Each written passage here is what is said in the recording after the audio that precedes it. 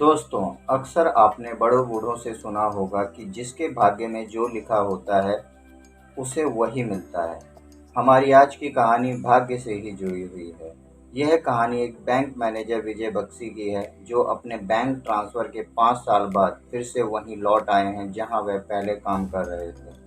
जब विजय के दोस्त अंकित ने उससे पूछा, बताओ भाई, कैसी चल रही है और कैसी है हमारी प्रीति भाभी? विजय बोला, शादी की रात को जब मैं प्रीति से मिला, तब प्रीति ने कहा कि मैं आपसे कुछ कहना चाहती हूँ। तब विजय ने कहा, क्या कहना चाहती हैं आप? प्रीति बोली, शायद जो मैं कहना चाह रही हूँ उसे सुनकर आप मुझे और मेरे परिवार को माफ़ नहीं करोगे। विजय ने कहा, ऐसी क्या बात है प्रीति? प्रीति ने बताया, मेरी शादी की बात मेरी मम्मी की एक सहेली ने की थी। एक दिन अचानक मेरे घर आंटी आपको और आपके परिवार को मेरे घर लेकर आई और आपको मुझसे मिलवाया। उस दिन मुझे लगा मैं आपको सच बता दूं, लेकिन आंटी को इस बारे में कुछ मालूम नहीं था और आप मुझसे मिलकर बहुत खुश लग रहे थे। लगा आपको धक्का लगेगा और आपको पाने की खुशी में मैं भी मन ही मन खुश थी। मुझे लगा मेरी किस्मत आपके रूप में चल कर आई है। यह सोचकर खामोश रह गई, लेकिन बाद में सोचा यह गलत है, आपके साथ अन्याय है, और सोचा शादी की रात को आपसे कहूँगी, फिर आपका जो फैसला होगा मुझे मंजूर होगा। मैं यह कहना चाह रही हूँ कि मैं आपको संतान का सुख नहीं दे सकती, क्योंकि मैं किन्नर हूँ। विजय यह सुनकर स्तब्ध हो जाता है, फिर कहता है, मुझे ऐसा लग रहा है धरती फट जाए और मैं उसमें समा जाऊं। लेकिन प्रीति, मैं तुम्हें बहुत चाहने लगा हूँ। तुम्हें देखकर कोई नहीं कहेगा कि तुम किन्नर हो। तुम में वो पूरे स्त्री के गुण हैं। रूप रंग से तुम बहुत सुंदर हो, कहीं से भी किसी को कोई शक नहीं होगा। प्रीति ने कहा, जी विजय जी, जब मैं छोटी थी तब से लेकर आज तक मेरे माता पिता ने मुझे किन्नर जाति के लोगों से बचा कर रखा। किसी को भी यह जाहिर नहीं होने दिया कि हमारी बेटी किन्नर है। मैं अपने माता पिता की इकलौती संतान हूँ। मैं बहुत ही मन्नतों के बाद पैदा हुई। उन्होंने मुझे बहुत प्यार और दुलार से पाला है।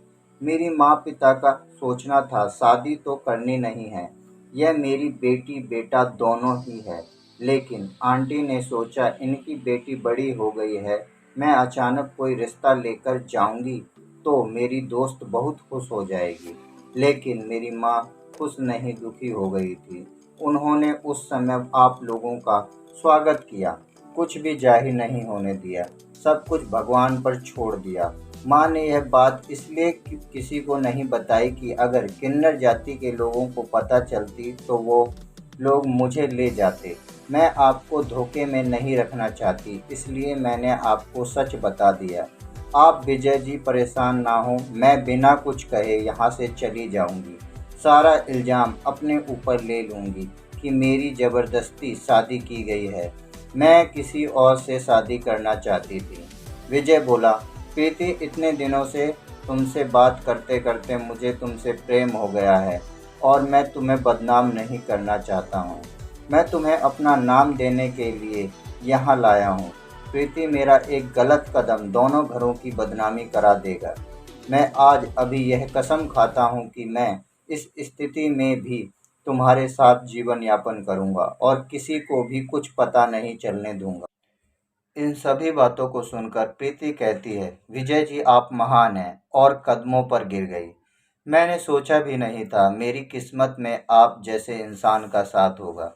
मैंने पति के सुख की तथा परिवार के की कभी कल्पना भी नहीं की थी। मैं धन्य हो गई आपका साथ पाकर।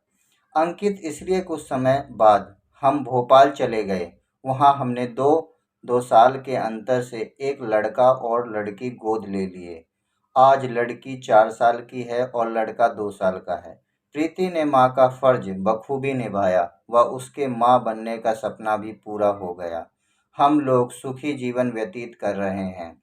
अंकित ने यह सब सुनकर विजय को सैल्यूट किया। वि- विजय ने कहा, शायद मेरी किस्मत में प्रीति ही लिखी थी, इसलिए तो हमारी शादी हुई। शादी के बाद मैं उसे छोड़ दूं, ये कहाँ का न्याय है? उसने क्या बिगाड़ा है? सृष्टि ने जो रचना उसकी की है, उसी में वह मुझे स्वीकार्य है। मैंने उसे पत्नी का दर्जा दिया है और बच्चों को गोद लेकर उसे माँ का भी दर्जा दे दिया। हम सब खुश हैं। जो मेरे भाग्य में लिखा था वह मुझे मिला, इसमें दोष किसी का नहीं है। इसी तरह डेली कहानियाँ सुनने के लिए चैनल को सब्सक्राइब और लाइक और शेयर करें।